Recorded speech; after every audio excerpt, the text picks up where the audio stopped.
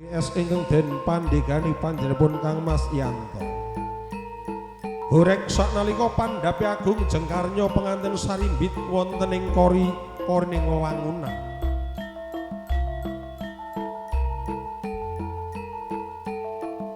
Kadya jejel riyel saben-sabening pamidhangetan panti pandhapi agung paewahan.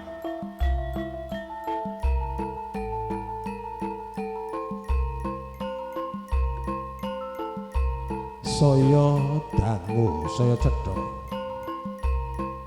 Kepareng sirat ngajari sang penganten kakung saha penganten putri. Kumlawe astanipun abebalangan gantalan suruh ingkang tinemu rasipun. Lamun to suruh ingkang saged den wastani gondang tutur gondang kasih.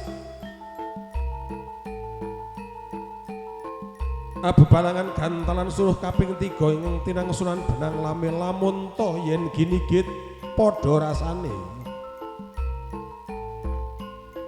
Ibu Pangadi Busana panjenenganipun Ibu Dian Mekar Dekorasi. Angancik adicara siram jamas tangkeping asta penganten sarimbit den wijiki Tirta Perwitasari ingkang kapendhet saking Kendi Pratala saha Bokor Kencana. Lukar Sekar Mayang Kalpataru Dewandaru ing pangajap linukar kawruh panjenenganipun Nak Mas Bagus Ahmad Antoni dumateng panjenenganipun ingkang Raka garwa Gendo Ayu Isni Maitohiro S. Sos ingkang kepareng sampun kawin suda. Sarwi anjengku dodok sesebokan tangkeping astos membah wonten ngarsanipun ingkang garwa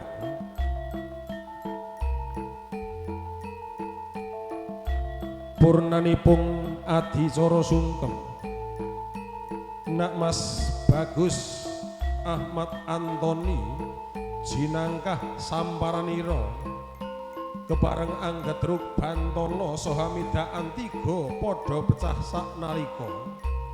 Pratandha pecahingan 3 kadya wis pecah saking panggula wentaing Kanjeng Rama Ibu ingkang kepareng manjing ambika marga ingkang tinuju lelumban wonten ing madyaning bebrayan. Mugia saged pinanggih kanthi kabegjan kamulyan dados keluarga ingkang atut runtut reruntungan, dados keluarga ingkang sakinah mawaddah warahmah.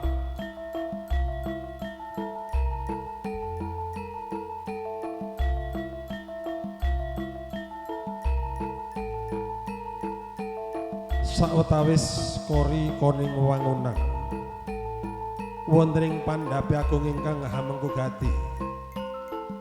Katingal panjenenganipun para putra para putri wayah samya dodok kemroyok ngadeg kemriyek anyekseni panggih adat widhi widana Surakarta hadiningrat kanthi jejel riyel. Bebasan ngampyang kaya wong jala iwak, bebasan getak kaya wong gusah manuk. Pandhapi agung ingkang hamengku gati katingal horeg wis kaya andoyong-ndoyongna sawijining pancak Bali winangun.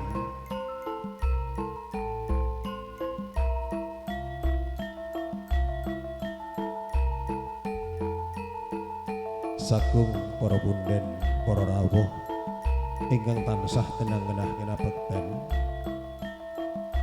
Panjenenganipun Ibu Pangadi Busana, Ibu Dian Mekar Dekorasi keparang angaturaken dodot sida mukti.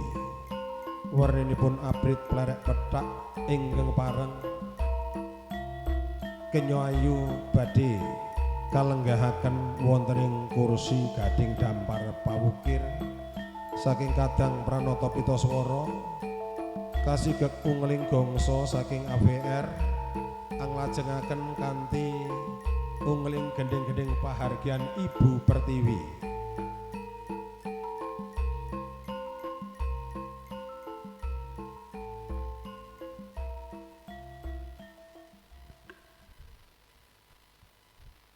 Sagung para punden, para sepuh kabikak marga agung marga ingkang tinuju ingkang pareng Nak Mas Bagus Ahmad Antoni Sarimbit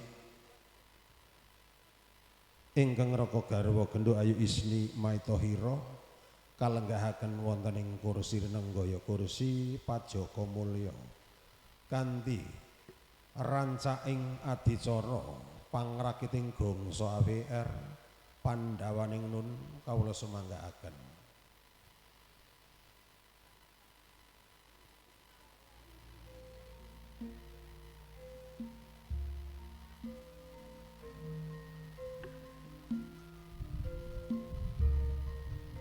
Wus dumugi unggian kang tinuju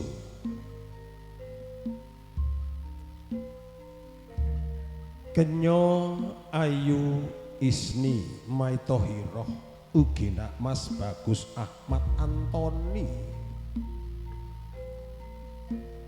pinayungan song-song agung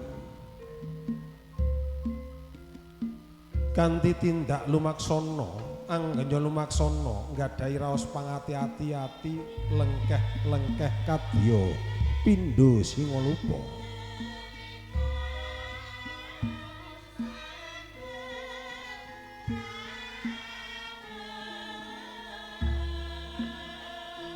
tindakira serat maja risang penganten sarimbit kapondhong kabopong kandhit empit Rama Ibu panjenenganipun bapa rumadi sarimbit ibu ingkang pareng anyepeng badanira putra putri penganten kekalih saha ngrapal japa mantra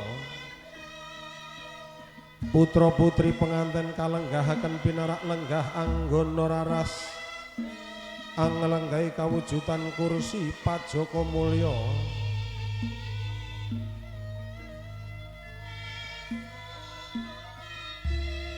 keparengipun panjenenganipun Ibu Pangadi Busana Ibu Kartini saha sakula wangsa keluarga ageng saged pinarak lenggah wonten ing kori-korining wewangunan